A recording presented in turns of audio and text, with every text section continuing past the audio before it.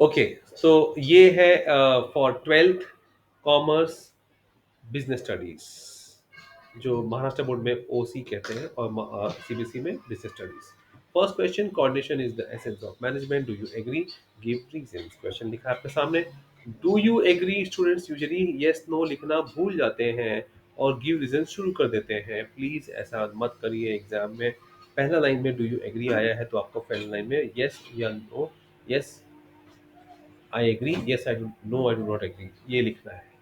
Second line में the reason लिखिए, reason लिखिए और शुरू करिए। ये प्रेजेंटेशन बहुत जरूरी है बोर्ड एग्जाम में, इससे मार्क्स आपके बच जाएंगे वरना मार्क्स कट जाते हैं। Question number 2, Ashita and Lakshita are employees working in dazzling enterprises, dealing in costume jewelry. Okay. The firm secured an urgent order for 1000, wow, अच्छा ऑर्डर मिला इनको। 1000 क्या है वो, bracelets that were to be delivered within 4 days.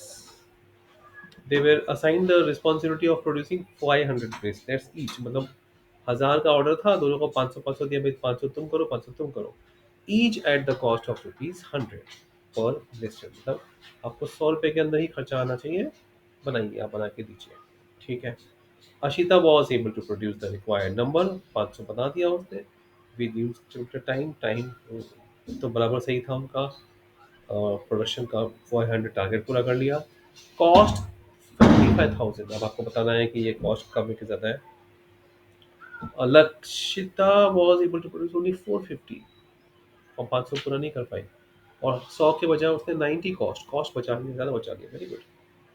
अब सवाल बहुत interesting है कि state whether Ashita and Lakshita are efficient and effective.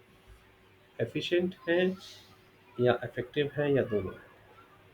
और यहाँ पे आपको साफ साफ लिखा है कि give reasons, you have to give reasons for this, explain करना पड़ेगा। Question 3, management is considered to be both an art and science, explain. आपको ये आंसर लिखना है।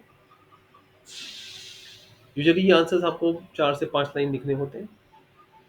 Question 4, do you think management has the characteristics of a full fledged profession. क्या आप लोग को लगता है कि मैनेजमेंट का has the characteristics of full fledged profession, और एक प्रोफेशन है वो कि नहीं है, कि वो एक एड ऑन है। Question 5. A successful enterprise has to achieve its goal effectively and efficiently. Enterprise मतलब कोई काम, उसको अपना गोल अचीव करना है effectively and efficiently, एक्सप्लेन करिए कैसे। Question 6. What is meant by business environment? Business environment क्या होता है, एक्सप्लेन एनी 5 फीचर्स। उसके बिजनेस एनवायरनमेंट के 5 फीचर्स आपको एक्सप्लेन करने हैं। 4 मार्क्स लिखा हुआ है। यूजुअली 4 मार्क्स के लिए आपको 4 से 8 12 लाइन्स तक लिखना पड़ सकता है। Discuss the differences between the contribution of Taylor and Fayol. अब फेओल फफेओल फायोल आप कुछ भी बोलिए, टेलर तो टेलर ही होगा, राइट।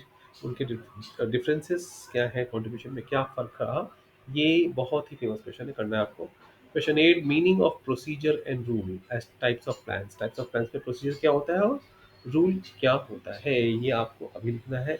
आंसर सबमिट करिए, कमेंट करिए, कुछ हार्ड लगे तो जरूर बताइए।